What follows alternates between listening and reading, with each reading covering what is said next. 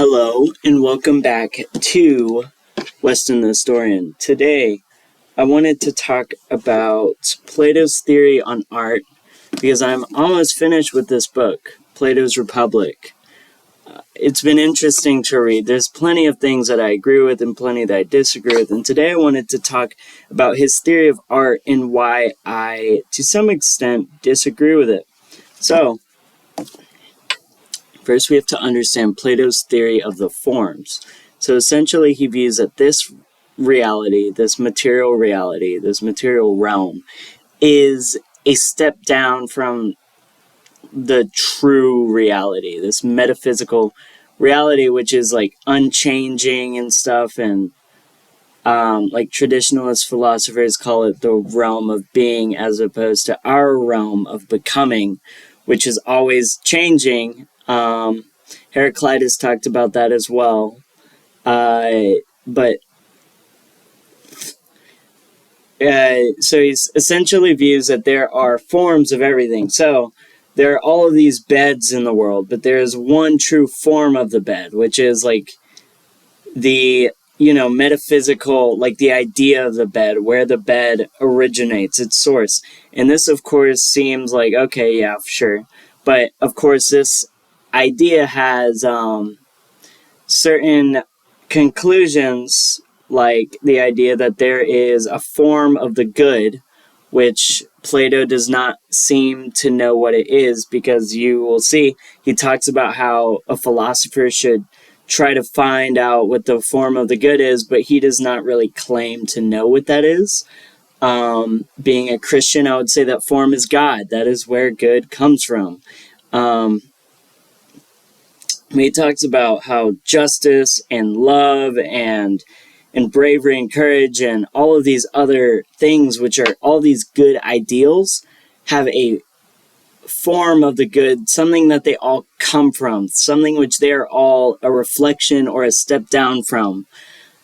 So, as a result, that leads us to his theory on art. So, if our reality is a reflection of this higher reality, then what would art be? It would be a representation or a reflection of this reality. So in his view, if the goal of a philosopher, any person, is to reach understanding of the true reality, I'm going to use my hands a lot because I want, that makes it easier to understand.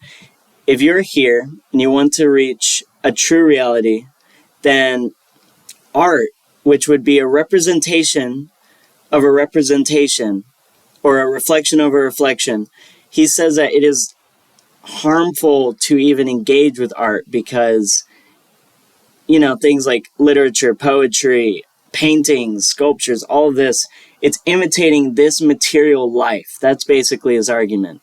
So if you're concerned with truth, you're not going to care much for art, which leads him to his very bizarre conclusions, like how in the ideal state there would be no poets. Like he literally says somewhere in here that they would expel the poets in his ideal republic, which is an interesting take. And I have to say that to an extent, he is correct, on the sense that, yeah, in a way, art is a representation of this life.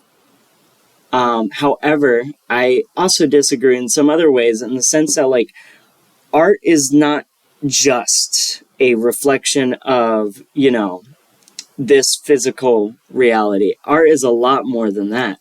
Art is, we can learn more about ourselves in the world and even this higher reality that Plato talks about through art, because it is through art that we can create things like the ideal bed, that we can make, depictions of things which we would not be able to do in reality. We can look at reality in a way that we don't really look at reality.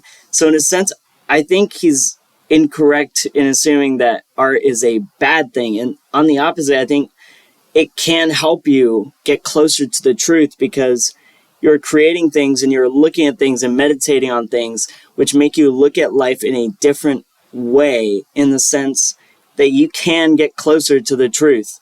And yeah, so things like paintings, and not only can it get you closer to the truth, but it can teach you certain values of the truth. Like, it can teach you bravery. It can teach you all these things. It's funny because he critiques Homer a lot. He does not he does not seem to like Homer.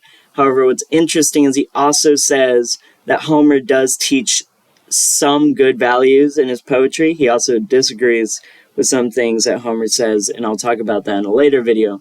But he seems to view that Homer, at the very least, seems to show that bravery is a good value. And it really makes you think, like, okay, so it doesn't really make sense to say that we should get rid of art or poetry. It just makes sense. It would make more sense for, in an ideal society, that good art and good poetry and good literature is pushed more and more, because it's through art that we can meditate on our surroundings and look at our surroundings in a different way. So yeah, that's pretty much all of my thoughts on this. I don't have much else to say. I am intrigued to hear what y'all think about this. So leave any questions or any statements in the comments below. That will be all from me today. Thank you and goodbye.